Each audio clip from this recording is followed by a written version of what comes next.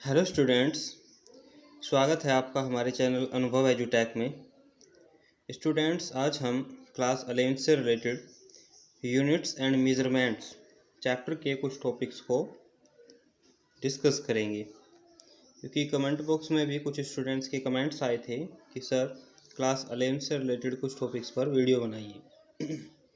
देखिए, ये chapter important इसलिए भी हो जाता है क्योंकि फिज़िक्स में जब हम न्यूमेरिकल सोल्व करेंगे तो वहाँ पर भी इसके टॉपिक्स हेल्पफुल रहेंगे।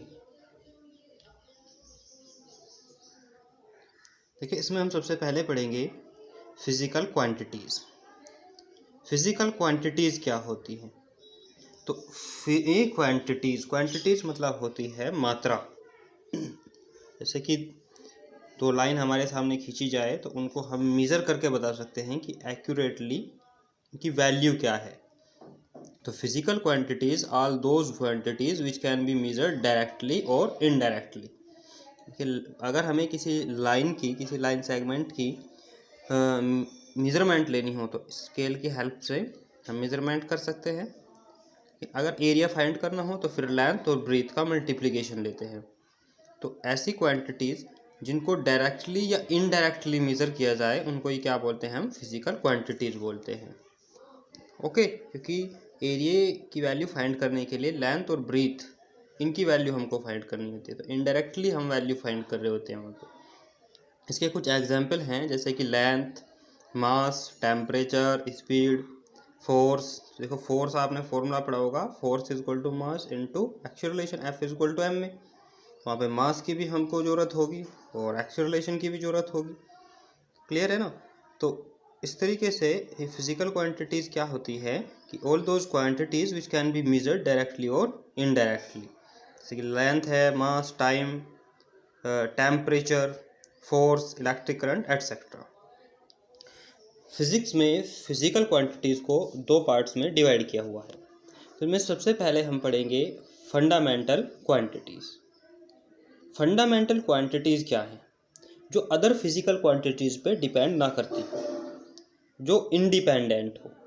ओके, तो उनको हम बोलते हैं फंडामेंटल क्वांटिटीज़। जैसे कि मास होता है। मास एक ऐसी क्वांटिटी है जो किसी दूसरी क्वांटिटी पर डिपेंड नहीं करती है। लेंथ होता है, टाइम होता है, तो ये सभी क्या है? फंडामेंटल क्वांटिटीज़ है। देखिए, 7 फंडामेंटल क्वांटिटीज़ होती हैं, आप स्क्रीन पे देख रहे होंगे। Mass, length, time, electric current, temperature, luminous intensity and amount of substance. फिर सेकंड आ जाती है डिराइव्ड क्वांटिटीज़। देखिए, डिराइव्ड नाम से ही पता चल रहा है, ठीक है। डिराइव्ड क्वांटिटीज़ क्या है? ऐसी क्वांटिटीज़ जो दूसरी फिजिकल क्वांटिटीज़ पे डिपेंड करती हो या दूसरी फंडामेंटल क्वांटिटीज़ के एक कॉम्बिनेशन से हमको मिलती हो, तो उनको ही हम क्या बोलते हैं? Derived quantities. जैसे कि फोर्स है, तो फोर्स के लिए हमको मास मल्टीप्लाई एक्सेलरेशन की ज़रूरत होती है। तो फोर्स क्या हुई? एक डिराइव्ड क्वांटिटी हुई। मोमेंटम है तो P is equal to M V, mass multiply velocity, तो ये भी क्या है? डिराइव्ड क्वांटिटी है। तो ऐसी क्वांटिटी जो दूसरी फिजिकल क्वांटिटी पे डिपेंड करती हो, जिनकी वैल्यू, उनको हम क्या बोलते हैं? डिराइव्ड क्वांटिटी बोलते हैं। वेलोसिटी है तो इसकी वैल्यू डिस्प्लेसमेंट और टाइम पे डिपेंड करेगी। Velocity is equal to displacement upon time. Acceleration है, इसकी value change in velocity divide by time interval, तो इन सब पर डिपेंड करेगी। तो हम ये भी बोल सकते हैं ऐसी क्वांटिटीज़, ठीक है, जो कि फंडामेंटल क्वांटिटीज़ का रिजल्टेंट हो, कि मल्टीप्लिकेशन या फिर डिवाइड करने से मिलती हो, तो वो क्या है? डिराइव्ड क्वांटिटीज़ है। तो हम क्या पढ़ेंगे? मेजरमेंट। देखिए, मेजरमेंट बहुत ज़रूरी होता है। देखिए, दो लाइंस हैं और मान लेते हैं एक है 4.9 सेंटीमीटर की, एक लाइन की लेंथ है, लाइन सेगमेंट की 4.9 सेंटीमीटर, और दूसरा लाइन सेगमेंट है, उसकी लेंथ है 5 सेंटीमीटर, यानी 0.1 सेंटीमीटर का उनमें डिफरेंस है। तो इस डिफरेंस को फाइंड करने के लिए, इस तरीके से कैलकुलेशंस करने के लिए मेजरमेंट की बहुत ज़्यादा ज़रूरत होती है। यानी this is the process of comparing this quantity with a standard amount of physical quantity, ठीक है। तो फिजिकल क्वांटिटी के स्टैंडर्ड अमाउंट के साथ किसी अदर क्वांटिटी को कंपेयर करने की जो प्रोसेस होती है वो क्या है? मेजरमेंट होता है। इसके बाद आता है फिजिकल यूनिट। क्या आता है? Physical unit. अब देखिए मान लेते हैं कि एक लेंथ है 2 किलोमीटर और दूसरी लेंथ है 2 मीटर। तो अगर हम किलोमीटर और मीटर को हटा दें, सिर्फ मैग्नीट्यूड ही रखें लेंथ का 2 2, तो उस लेंथ यानी कि उन लेंथ से बीच कोई डिफरेंस रह जाएगा? नहीं।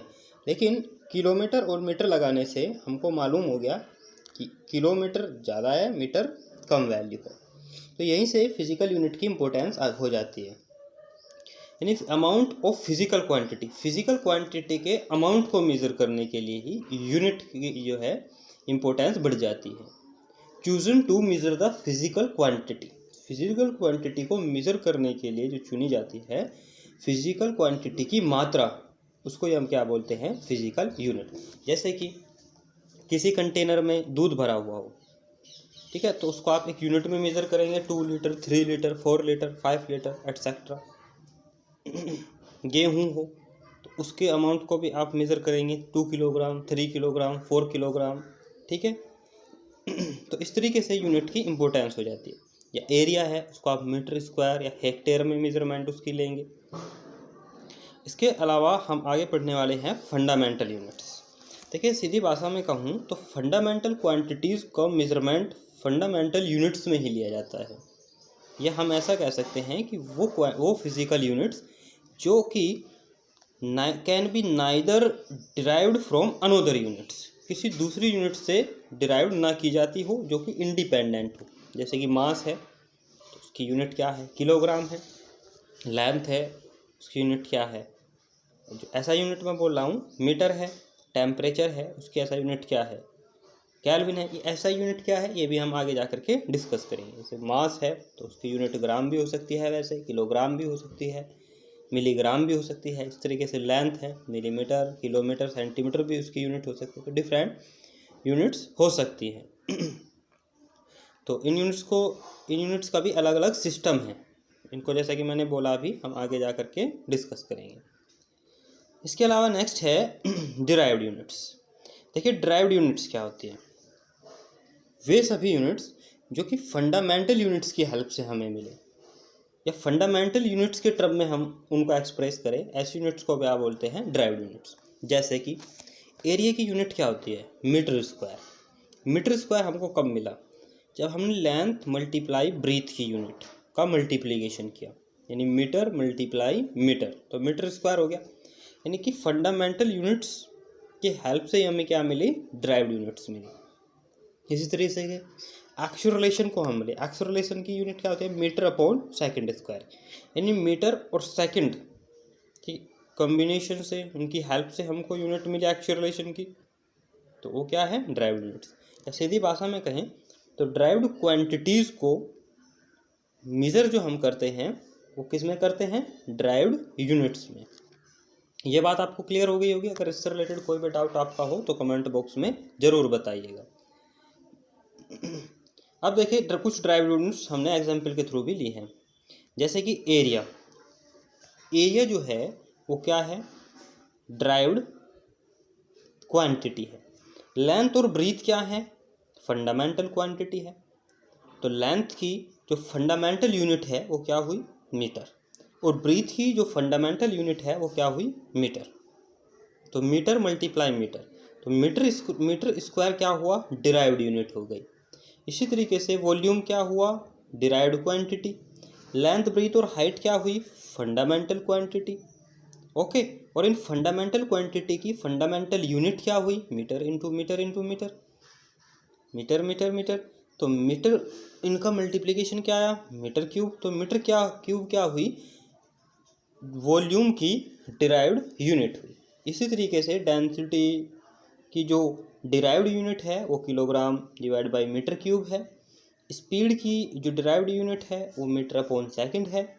फोर्स की जो डिराइव्ड यूनिट है वो kilogram metre upon second square, इसको हम न्यूटन भी कह देते हैं, क्योंकि फोर्स से रिलेटेड न्यूटन ने बहुत सारे लॉज दिए हैं, तो उनके रेस्पेक्ट में ही फोर्स की जो ऐसा यूनिट है वो क्या लिख देते हैं हम? न्यूटन। अब जैसे कि मैं बात कर रहा था कि बहुत सारे जो फिजिकल क्वांटिटीज़ हैं, जैसे कि मास है, लेंथ है, एरिया है, डेंसिटी है, टेम्परेचर है, तो उन सब की यूनिट्स को अलग अलग सिस्टम में अलग अलग तरीके से मेजर करने के अलग अलग सिस्टम बनाए गए हैं। उन सभी क्वांटिटीज़ को मेज़र करने के जो सिस्टम्स हैं वो अलग अलग हैं। देखिए, इनमें सबसे पहले है CGS सिस्टम। CGS की फुल फॉर्म से हमको पता चल जाता है C for centimetre, G for gram, S for second.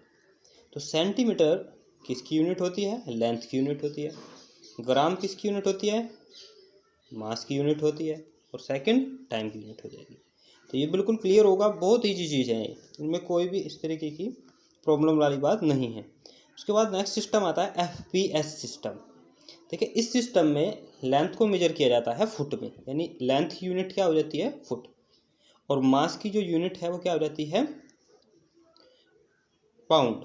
और टाइम की यूनिट क्या हो जाती है? सेकंड। इन सिस्टम्स में सिर्फ तीन फंडामेंटल क्वांटिटीज़ को ही लिया गया है। थर्ड आ जाता है MKS सिस्टम। तो इसकी फुल फॉर्म से पता चलता है M for metre, K for kilogram, S for second. इसमें भी तीन फंडामेंटल क्वांटिटीज़ ही ली हुई है। वे क्या है? लेंथ, मास और टाइम। लेंथ की यूनिट मीटर, मास की यूनिट किलोग्राम, टाइम की यूनिट सेकंड। तो ये MKS सिस्टम हो गया। अब हमारा आ जाता है SI सिस्टम, या इंटरनेशनल सिस्टम ऑफ यूनिट्स हमको बोलते हैं। कई बार हमको कन्फ्यूज़न बना रहता है कि SI की फुल फॉर्म क्या होनी चाहिए, यानी इंटरनेशनल सिस्टम ऑफ यूनिट्स से तो कुछ कॉम्बिनेशन सा मिलता हुआ नहीं दिखाई देता है। तो SI मतलब है सिस्टम इंटरनेशनल। ये फ्रेंच भाषा का वर्ड है और इसी को सिंपल ब्रिटिश लैंग्वेज में बोला गया है international system of units. Physics में जब हम कैलकुलेशंस करते हैं तो मैक्सिमम फिजिकल क्वांटिटीज़ को हम SI सिस्टम में ही लेते हैं। तो ये बहुत इंपॉर्टेंट है। जैसे कि मैंने आपको बताया था कि जो फंडामेंटल क्वांटिटीज़ है वो 7 है। तो इन 7 फंडामेंटल क्वांटिटीज़ की SI सिस्टम में SI यूनिट्स क्या है? तो लेंथ की यूनिट मीटर, मास की यूनिट किलोग्राम, टाइम की यूनिट सेकंड। यानी स्टार्ट की 3 फंडामेंटल क्वांटिटीज़ वो MKS सिस्टम वाली ही रखी गई है। उसके बाद इलेक्ट्रिक करंट की यूनिट एम्पियर, टेम्परेचर की यूनिट केल्विन, ऐसा यूनिट की बात कर रहा हूँ मैं। ल्यूमिनस इंटेंसिटी की यूनिट कैंडेला। तो MCQ में ऐसे क्वेश्चन पूछ ले जाते हैं और न्यूमेरिकल्स में तो इनका यूज़ रहेगा ही। ल्यूमिनस इंटेंसिटी की यूनिट कैंडेला और क्वांटिटी ऑफ मैटर की यूनिट क्या हो जाती है? मोल। तो यहाँ तक आपको बिल्कुल क्लियरली समझ आई होंगी सभी चीज़ें। अगर कोई डाउट रहा होगा तो मैं बोल रहा हूँ कमेंट बॉक्स में आप कमेंट कर दीजिएगा। तो अगर आपको वीडियो पसंद आई हो तो लाइक, शेयर, सब्सक्राइब करना बिल्कुल मत भूलिएगा। Thank you very much.